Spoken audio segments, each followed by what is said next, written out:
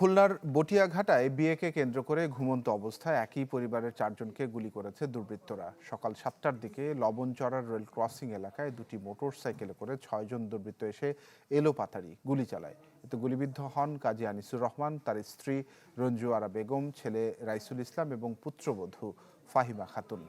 তাদেরকে উদ্ধার করে খুলনা মেডিকেলে ভর্তি করা হয়। দুজনের অবস্থা গুরুতর হওয়ায় পাঠানো হয়েছে ঢাকাতে।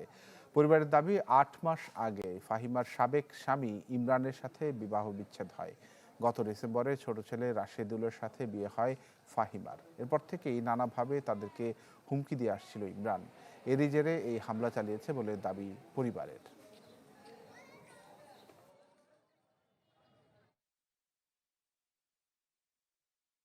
আইসে আমার পায়ে আগে গুলি করছে। গুলি করার পরে আমি শিখ দিছি।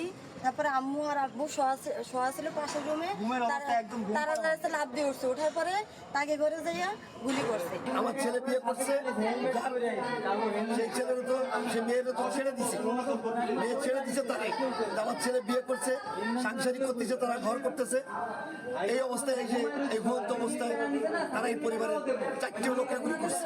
ডিজাইন, এলিগেন্স, বিউটি, সেরা পণ্য সবার জন্য। জেভিকো।